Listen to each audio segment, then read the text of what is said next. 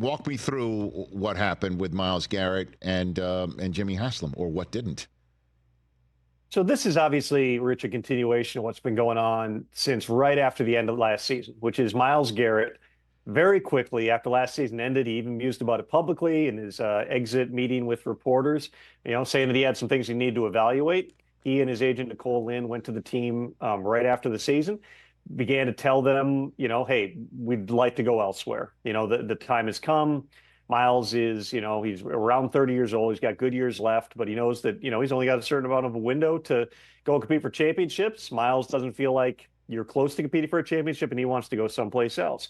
They conversed on that for several weeks quietly. Then on the Monday of Super Bowl week, they felt like, they needed to put out the trade request publicly to try to move things along because the Browns weren't moving. However, in the month or so since then, there has still been no movement from Cleveland's side. And my understanding has been that they're in total alignment as an organization. They've got an off-season plan, and from ownership to the GM to the head coach, everybody's on the same page with that plan, which does not involve trading Myles Garrett. So people have called the Browns. People tried to talk to Andrew Berry about it at the Combine.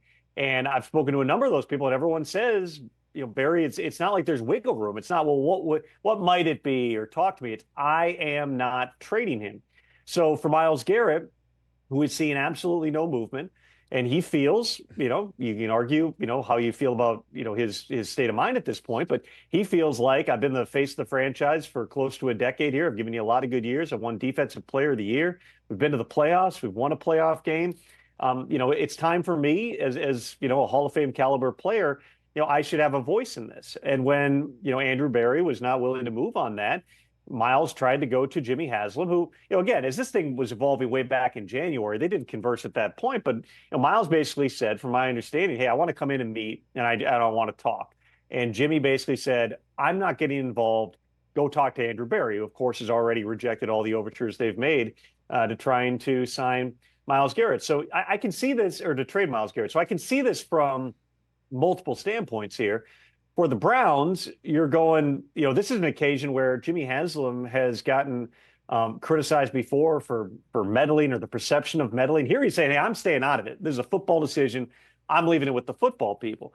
From Myles' point of view, he's going, well, if Jimmy's not going to get involved, what am I supposed to do here? And so this is a continuation. Right now, both sides are dug in on this. The Browns, again, from the top down, have told everyone, if they've even called him back, we are not trading this guy.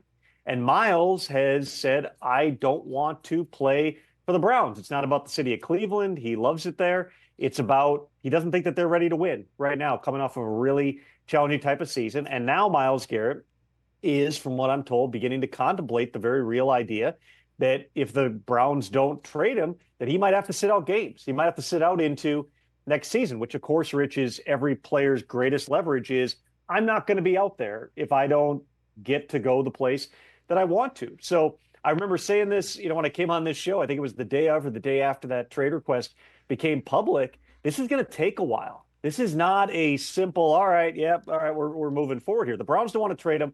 Myles wants to be traded. Nobody's budged. The real pressure point in all of this, since clearly it doesn't come a few days before free agency here, is going to be the week of the NFL draft. And if at that point the Browns have not budged on Myles Garrett, now you get past the draft, you're talking about downgrading those draft picks into future draft picks here. That's really the next pressure point. But obviously, neither side has moved at all in terms of how they're looking at this situation. And we'll see if there's any movement, basically who blinks first in this staring contest. Catch the Rich Eisen Show live weekdays from 12 to 3 p.m. Eastern on Roku Sports Channel in the U.S.